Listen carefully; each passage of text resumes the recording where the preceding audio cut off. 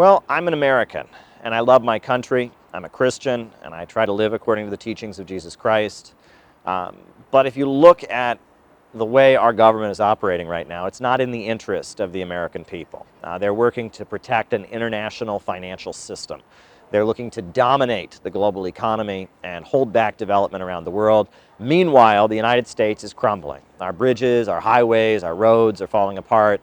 Our education system is a joke internationally. We don't have the engineers and the scientists we need. We don't educate our people properly. And our leaders are more concerned with protecting an international financial system based on speculation and banking than they are with actually making sure that the United States develops, making sure that people in the United States have the resources and the services that they need. And that is certainly disturbing to me. And if you look at Russia, Russia's a country that broke out of the Western financial system. I think Lenin called it imperialism, the highest stage of capitalism. Some people talk about Atlanticism and thalassocracy, the empires of the sea that are about dominating global trade. That international system is a threat to the entire world. And the countries that are targeted, whether it's Russia, Iran, Venezuela, Cuba, these are countries that have broken out of that system. And because they have broken out and tried to build up their own economy and develop and industrialize, they become targeted. Everyone knows the future of the world economy is in the BRICS countries. These are countries where economic growth is being carried out. It's not speculation, it's not some financial rip-off scheme of derivatives. It's based on real solid economic growth.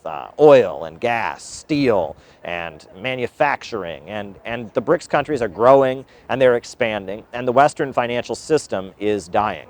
And it is a big mistake on the part of our leaders to just continue to attack the BRICS countries and separate the United States from them, because as they expand, we're not going to gain from that expansion. And our country is going to deteriorate along with this dying Western financial system. I tell people that America began with a revolution against the British Empire and free trade, and it was a revolution demanding our right to develop and have our own economy. The British wanted the United States to just be a trading hub in their global empire, but we wanted development. And Alexander Hamilton built a national bank and constructed, and the idea of America was that we could have independent economic development and build up our own economy, and that's what Russia wants. Russia wants independent economic development. It wants to build up its own industries, and that's what many countries around the world are striving for. So I think the future of the United States is breaking with this international financial system that comes out of the British Empire, that comes out of the World Bank, the IMF, the SWIFT system.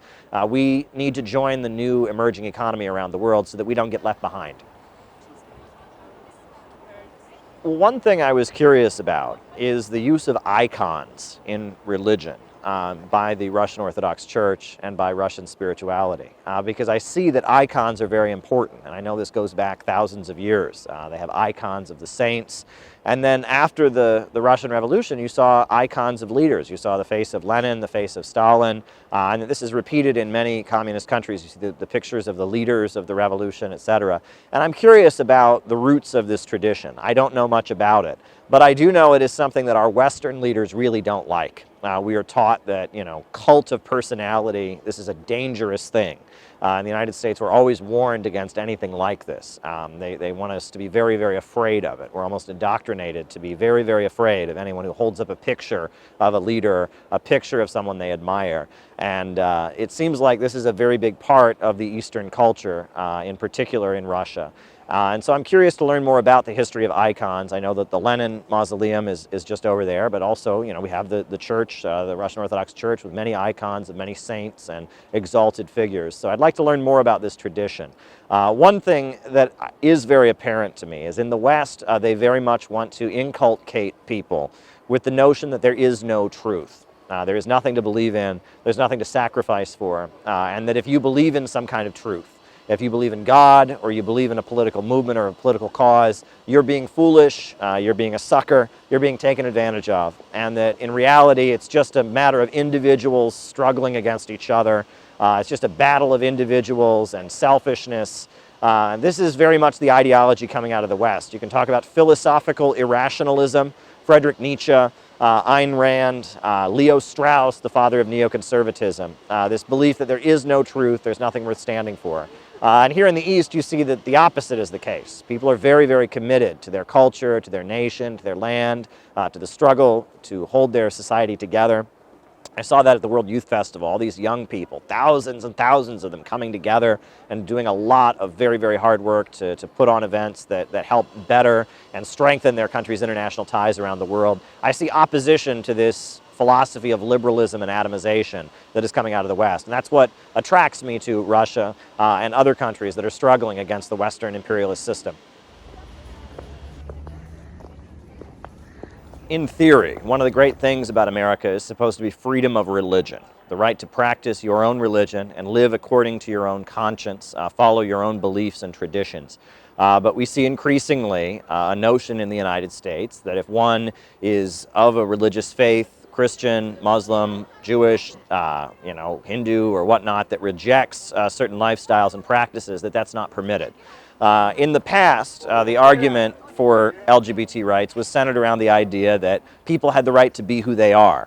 And that's different. But when you're saying that certain things have to be imposed on people, especially vulnerable people, children, and that parents don't have the right to raise their children as they choose, that's very different than saying that people have the right to live as they wish and practice their sexual behavior in their own private manner with other adults. So that's what's very disturbing, is that people feel like certain lifestyles, certain ideas are being imposed on children at a young age, and that parents don't have the right to separate their children from that. So I can understand why many people are coming to Russia, because they see that Russia is pushing back on that kind of thing, and that parents have the right to protect their children in Russia, that the school system, the media in Russia doesn't promote these things, doesn't publish them and promote them to children.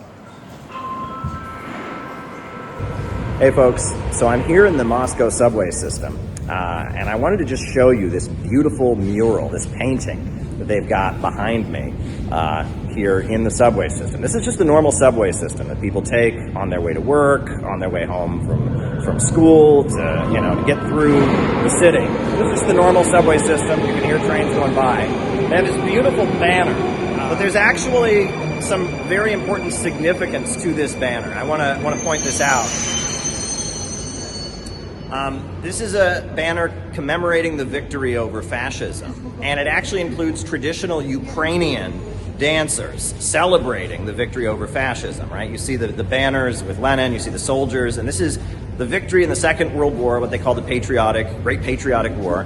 And it has traditional Ukrainian dancers because Ukrainians are considered to be part of Russia. And they have no opposition to Ukrainian culture. They have no opposition to the Ukrainian language or Ukrainian traditions. And here in Moscow, you see traditional Ukrainian dancers celebrating, and this mural celebrating the victory, the defeat of the Nazis during the Second World War, with banners of Lenin and the Red Army. But this is a monument in Kiev, in the Ukrainian capital, and traditional Ukrainian dancers participating in the mural. So this is something I wish more Americans were aware of.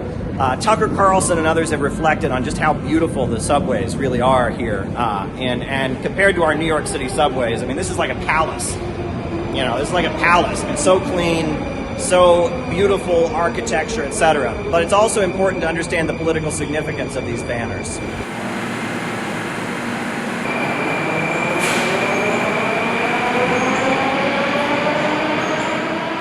So all around me here in the Moscow subways, you see these statues of working people, right? Of soldiers, of construction workers, all around me, right? And that's one of the beautiful things about social realism or socialist realism, is it makes ordinary people into heroes, right? This is a sailor over here, right? This is a guy with a disc in his hand, and he's a machinist, right? And it makes ordinary people who do the work of the world, it makes them into heroes, and it kind of beautifies and celebrates just kind of the glory of ordinary people. I'll show you another one here. This guy's got a disc. And apparently all of these statues are actually based on real individuals. But the reason this is important, right? This is a woman, feeding a chicken, right? A woman feeding a chicken. The reason this is important is because this kind of art, social realism or socialist realism, This was not only the art that was popular in the Soviet Union, it was also popular in the United States. When President Roosevelt hired millions of unemployed workers to build hospitals and schools and post offices and libraries across America, they put social realist paintings and social realist murals and statues in these new buildings that were being built in the United States. And it was in the 1950s that the Central Intelligence Agency of the United States, the CIA, decided that they didn't like this kind of art. They decided this kind of art was fascist, this kind of art was dangerous propaganda. So the CIA began funding modern art or abstract art. And because they wanted to counter this kind of beautiful art that glorifies and celebrates ordinary people, the CIA started funding the work of Jackson Pollock, who just kind of throws paint on a canvas, splattering paint, or art that is just abstract shapes, because they're threatened by the power of social realism. And it was the left, the socialists and revolutionaries that promoted social realism, but it's because of CIA meddling and the Congress for Cultural Freedom program of American intelligence, now the left no longer celebrates this kind of beauty. Now the left, glorifies, splattering paint on a canvas, modern art, degeneracy, these kinds of things. But that was a conscious manipulation by American intelligence. It's really wild to think that American intelligence agencies are funding art projects and funding music, but they did. They didn't like this kind of beauty. They wanted to steal it from us.